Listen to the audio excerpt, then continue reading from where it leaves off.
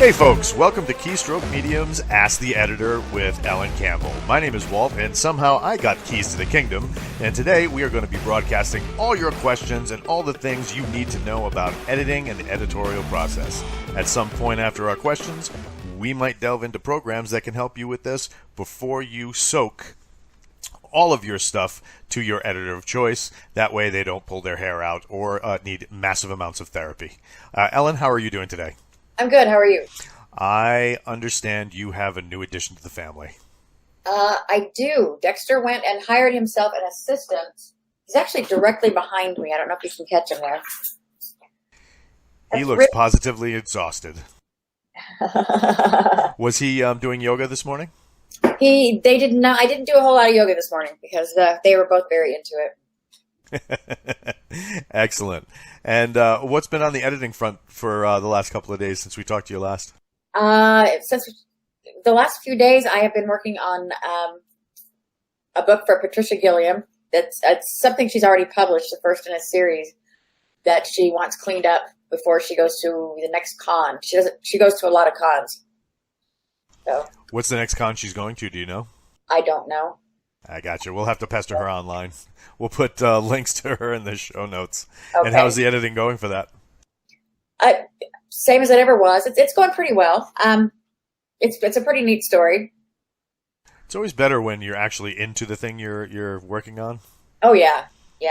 Unless you're too into it, in which case you're reading like a fan and you miss things. Does that happen a lot to you? No. It's the other way, isn't it? And the one time that I actually got an author that I had been a fan of, not the one time, but I had an author who was a successful traditional published author give me a chance on his latest book, and I fangirled so hard I dissected it like an autopsy. Just trying to get it right, and I'm telling him where his character's wrong and why, what his character would have really done, because I've read all his books 100 times, And how did that go on the back end? It went great. Oh, good. Yeah. That's awesome that it worked out. Yeah. So before we dive into our next segment where we start talking all things on some of these programs that we're talking about,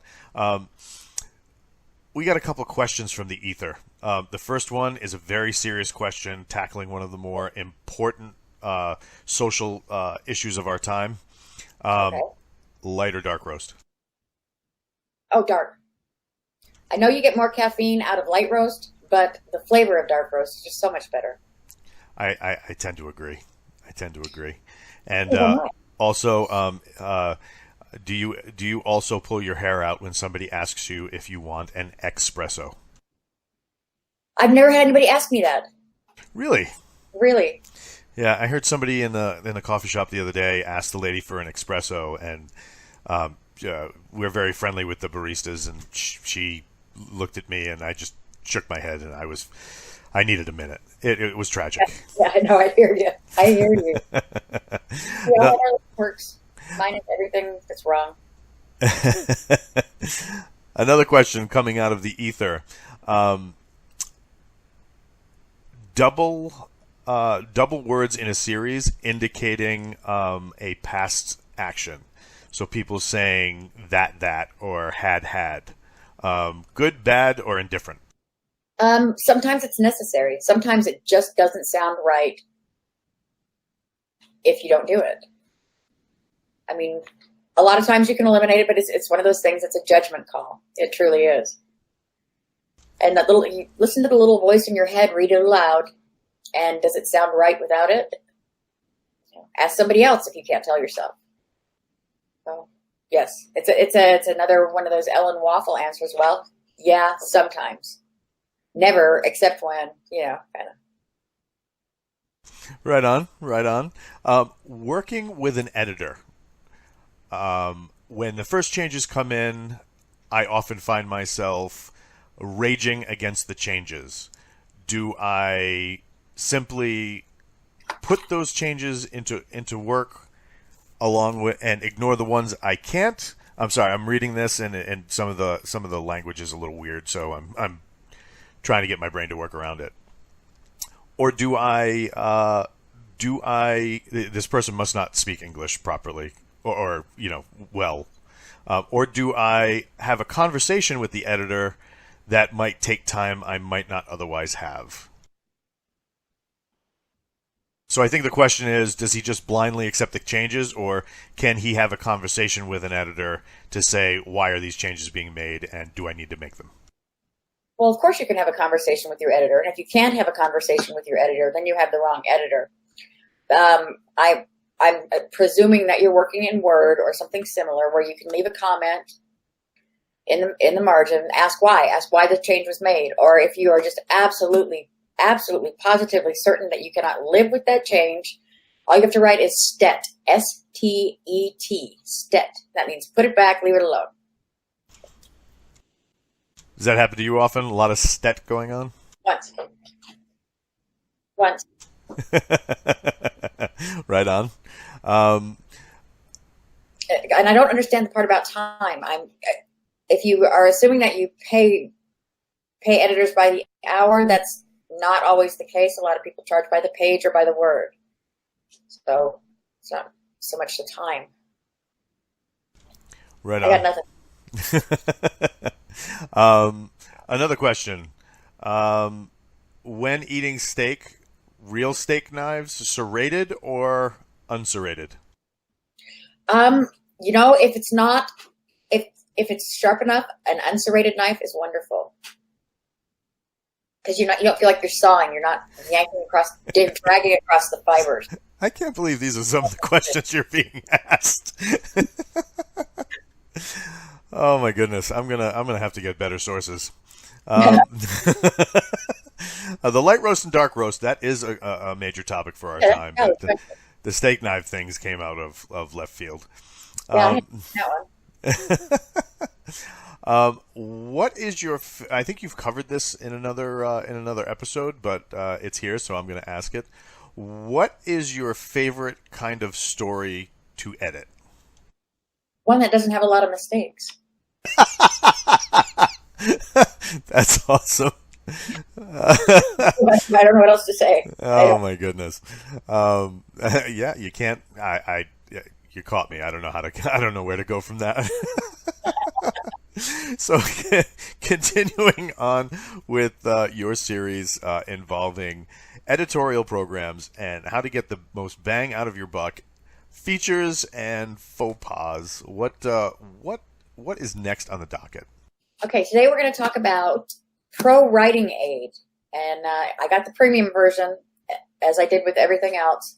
Sometimes you have to, because I'm on a Mac, and most of these things were not designed for Mac. They're just kind of secondary. But let me pull up. We're using the same story we used last time.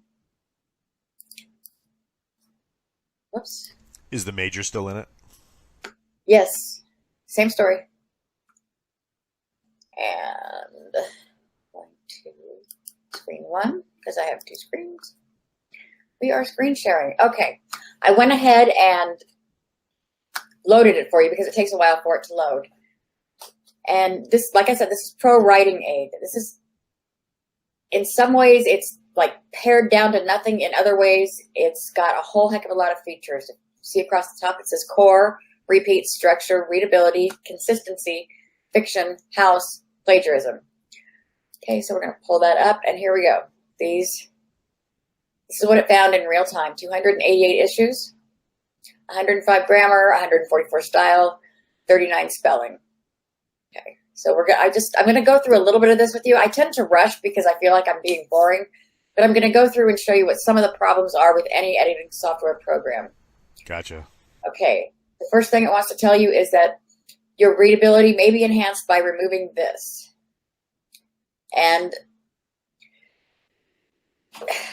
it's not that that's wrong. It's that this is a judgment call. Now, can you alter the way it makes suggestions? Like, it said your readability might be affected if you remove, or might be enhanced if you remove. Can you do that? I grew up in rough neighborhood, so like, could I have it talk to me like guys from my old neighborhood, where it says, "Hey, stupid, pull that out," or I can slap the white off your teeth if you keep using the word as over and over? Well, I'm not exactly sure what you were asking me. I can't make it change its accent like you can with Siri. However, you can turn a rule off, but then you run the risk of missing something important. Right on. So I'm going to turn that. Oh, yes, the word that can often be omitted. So you don't want to turn that off because you really want to eliminate those things. You're going to go through, and right here it doesn't know this word, but it's obviously supposed to be here. We're going to go ahead and put it in the dictionary. Easy peasy. Right here, yes, this is right. So there we go. It just takes it out. This one moves a little fast in that it makes the changes without your little double check. Now, in one of the other programs, you had to copy and paste an entire document in order to work on this. Can you do this natively in whatever format the document came in? No, with this one, let me make a few changes and I'll show you. With this one, you have to open it in. Here we go. You do it like this. Jump under File, open a file, open directory, open recent. You can see I've been playing around with it a little bit. But let me show you, like, right here. Readability may be enhanced by, it's a judgment call, and it's just not always going to be right. Talk about the spelling issues it thinks it's found. Come on. I'm not seeing it. Unknown word, Okay, that is kind of a spelling issue because that should have been coexistence. So let's find the next one and add that to the dictionary so we can ignore it. Right here, it's wanting me to, right here, it's arguing with me. Okay, wants me to change authorized to allow. So we're going to ignore that. And I thought it was calling me on the British spelling because you cannot turn off the UK spelling. Oh, so this is a UK based program and that's how they market it.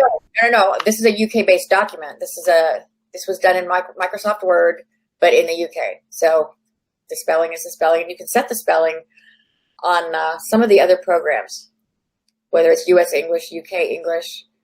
See if I can find another one. Okay, passive verbs make your writing less direct. Try to use an active verb instead. That's a cool little thing to put in there, especially if you're not used to omitting stuff like that. Yeah, and then you can open it. Whoops. I think there's an undo. Come on. Undo. Let's get that back. Oh, here we go. We'll find another one. Okay, we're going to ignore that. I don't remember what I wanted to do with that. Ignore. So it's fairly basic. I want to show you what's really neat about this particular program. Okay, it'll give you a summary, and it gives you some really some good information that will be of value to you. I promise. And it's going to take it a second to pull up the summary. But what the advantage of some of the information that it gives you? Here we go. Okay, overall score, 70 out of 100. Your grammar was 60. Not you, but the grammar was, obviously you can read this. And see, everybody makes up their own thing so that you think you're getting something different from everybody else. They pulled up something they called a glue index. And you can go to their website. Let's see. Let's try this. Is glue an acronym? No. It just means there's a whole lot of clutter words. Filler Gotcha. words. I say filler, they say glue, other people say helping verbs. Everybody's talking about something slightly different. Okay, here we go. We want to see the report. Where's the report? Okay.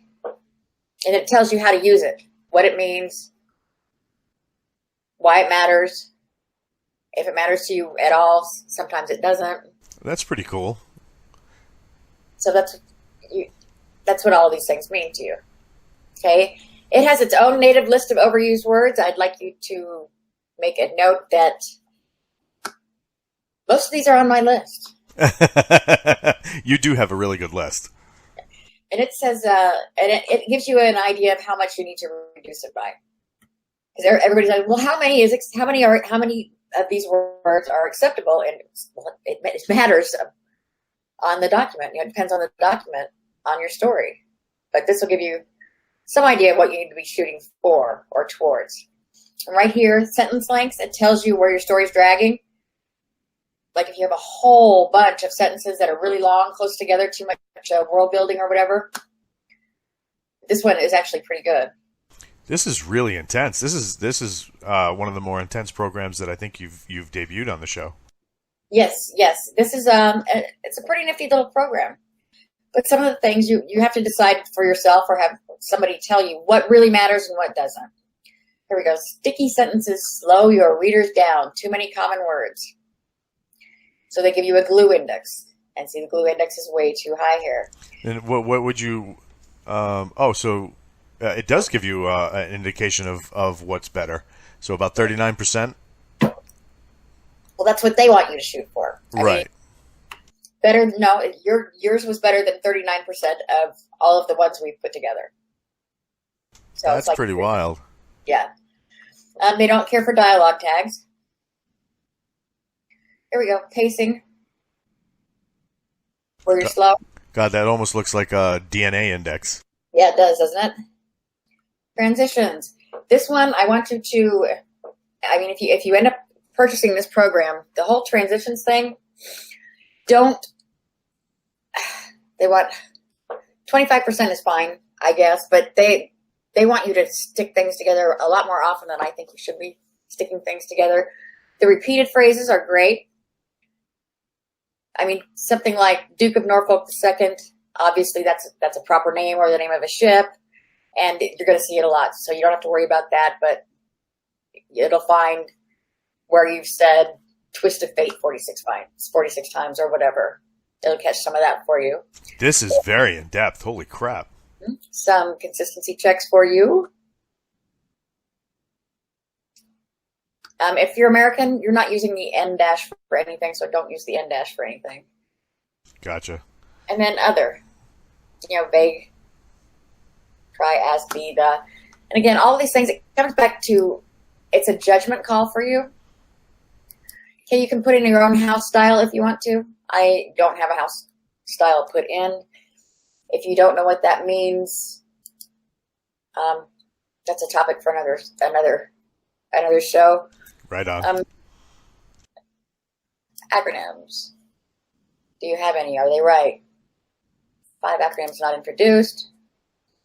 So it'll track acronyms across the document to make sure they're consistent? Yes. Because a lot of the viewers are into military science fiction, and the military loves their acronyms.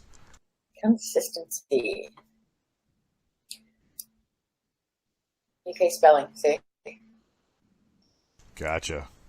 Hyphenation. Hyphenation. That just doesn't even sound right, does it? Sounds like somebody's trying to get fancy. And then this is something that don't ever let it trip you up. Don't take it as at its word, because it's complaining that you've got Admiral 11 times with a lowercase and 35 times as an uppercase. Well, it depends on how it's used, whether it's a proper noun or not. And this is why you still need a set of eyeballs. Right, because you can't just say, I should just change them all to Admiral with a capital and then we're covered and everything's fine. Well, no, it doesn't quite work that way. But at the same time, it's showing you over here the different things that are going on. This word is capitalized as it's supposed to be. This one is not. Should it be? Where those eyeballs come in, so that way you can tell the difference that the machine isn't picking up. Right. Like right here, it's capitalized. It actually should not be. Bastards. So, yeah, it's helpful. Again, it's a tool. This is a pretty nifty little tool. And this one for the premium version is $60. That's not bad. $60 a year for this. And this is web-based, or is this native to the machine? I downloaded it to the machine, but you can also use it on the web. Right on. Now, the thing, especially with some of the mayhem that went on last year, the tab up at the top, plagiarism. How are they populating that? Is it does it do a web search for things, or does it how does that function exactly? I couldn't tell you. I haven't used it, and I don't use these programs a lot myself anyway. Your story should be past this point when you send it to me. Right on. If I have to be doing all of the stuff that the 947 things that it wants to deal with, half of which are correct, half of which are not correct, but because they're there, they require my time. I mean, you're not getting the most bang for your buck if I'm doing this for you, because then I'm not improving your work. I'm just fixing your mistakes. Gotcha. Okay. Yeah, I don't know what it's doing. It's thinking. Apparently it's running a search for the it's got to be some sort of web-based search, I would think, because otherwise how would you do it? Yeah. So again, this one was, let me come back to you. This was Pro Writing Aid. It's all one word. And like I said, $60, and that's what you get for your money. Right on. Right on. And how many times have you used it? I have used it half a dozen times, maybe, mostly getting ready for this. Right on. And from start to finish, what are we looking at? I don't understand the question. So once you load everything up, how fast does it work, compile, stuff like that? Depends on how long the document is. Right on. So, but I mean, it seemed like it was pretty nimble, handling all the changes very rapidly.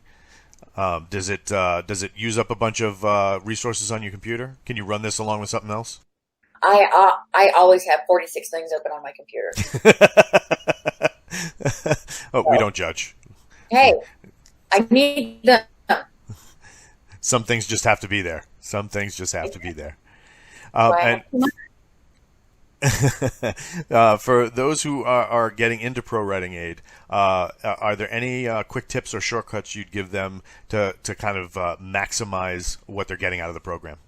No, there really aren't. The program is what the program is, and I don't want to give you like, oh, always do this or put it in your toolbar or whatever, because I'm on a Mac and many people are not, and anything that I give you might not be applicable to your version. I just don't know. Right on. And parting thoughts before we call it a show. Parting thoughts. Should I quote some Robbie Burns? No. I'm just kidding. No. Hey, editing doesn't have to be scary, and there are good tools out there that for you to use, and there are bad tools out there that you don't want to bother with. Whether or not you use them is up to you. If you're the kind of person that buys them, you're probably the kind of person that will get some value out of it. If you're just one of those people who wants to throw their words on the page and walk away, you're probably not the kind of person who's going to comb through one by one and get anything out of it. So don't buy it because I said it's a good program, because that's not actually what I said. Don't buy editing software if you're not the kind of person that's going to be self-editing anyway. Because none of it's going to do it for you. It still requires your judgment. Right. And if your judgment is faulty to start with, then I don't know. Do they have a trial version for this? Yeah, they do. They do, as a matter of fact. So you can kick it before you stick it. I believe so. Because it's been a while. Amazing. There we go. Let's see. Writing a desktop app. Yeah, see, because I'm already here. Yeah, it's not going to offer it to you. Right. Not a worry. Okay. But yeah, so that's probably the most in-depth program that we've seen so far from you. Definitely. Yeah, I'm going to have to definitely just that report alone looks like it would be worth it. That's fantastic. This has been Keystroke Mediums Ask the Editor with Ellen Campbell. We appreciate your time and and you coming out and checking out some of the stuff that we are down to show you. We hope to catch you next time for some reading, some writing, and a little bit more. Bye, guys.